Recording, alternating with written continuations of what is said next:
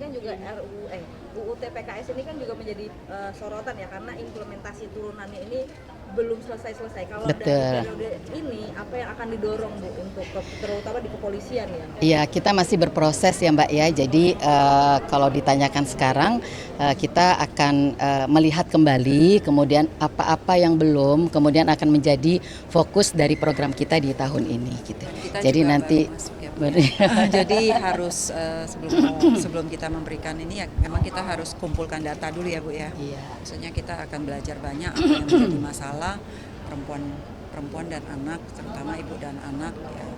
Kita akan coba menggali sehingga kita tidak memberikan statement-statement yang salah, tapi kita kumpulkan dulu, mendengar dulu apa itu, baru nanti kalau udah ada gongnya bersama dengan ibu, kita berjuang bersama untuk perempuan dan anak. Ibu Menteri, ini kan ada salah satu kasus di Purworejo terutama terkait pemerkosaan adiknya Skaka yang dilakukan oleh 13 orang, bahkan pemerkosaan itu terjadi dalam 1 tahun penuh. Ini dari Kementerian PPA akan melakukan apa?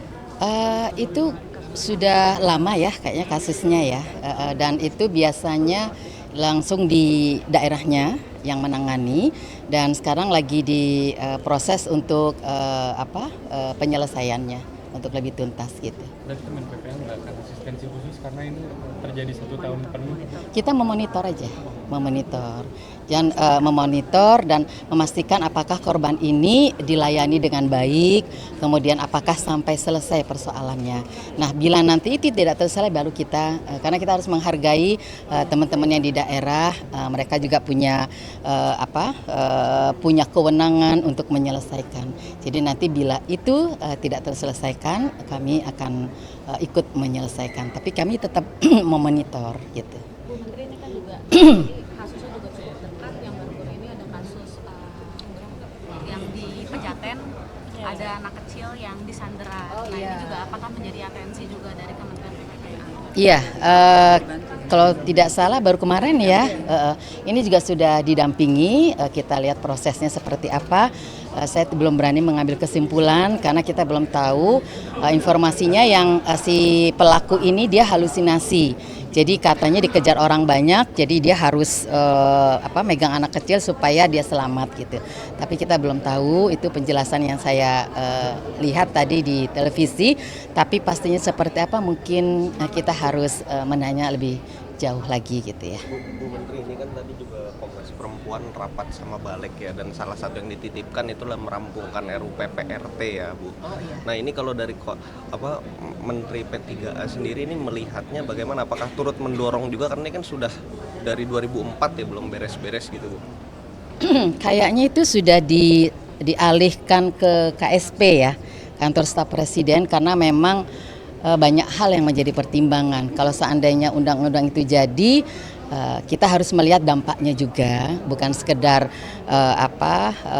menyetujui, tapi harus dikaji lebih dalam. Dan sekarang sudah ditangani oleh KSP.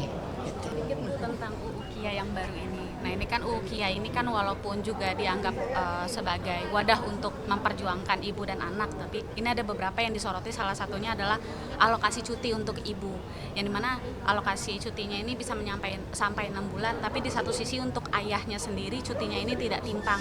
Nah, ini ada kekhawatiran sebenarnya dari aktivis gender juga melihat bahwa pemberian cuti yang timpang ini justru makin berat gitu untuk ibu, karena dari sisi penerimaan kerja gitu misalnya melihat wah perempuan ini cutinya lebih banyak dan menjadi pertimbangan segala macam. Nah, ini sebagai dari Kementerian PPA ini apakah menjadi sorotan juga, karena ini kan juga UU baru dan juga pertepatan gitu dengan kepemimpinan ibu sekarang. Ya, mungkin kita akan pelajari lebih dalam lagi, dan mungkin butuh sosialisasi.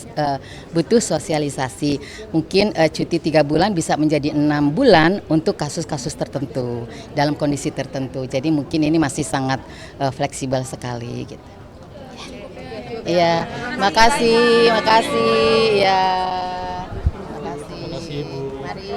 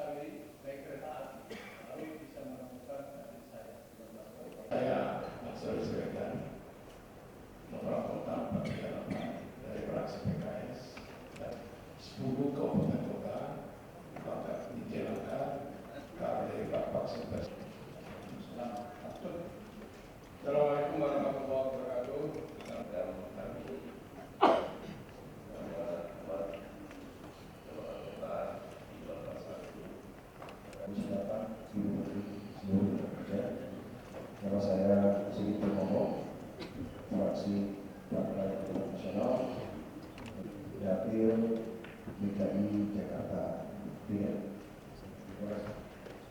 Assalamualaikum warahmatullahi wabarakatuh. Perkenalkan saya Syed Nuri, nomor anggota 515 dan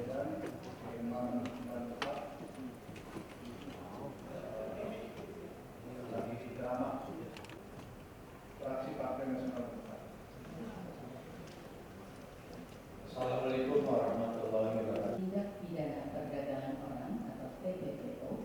Yang ketiga, penguatan norma positif dan perlindungan anak.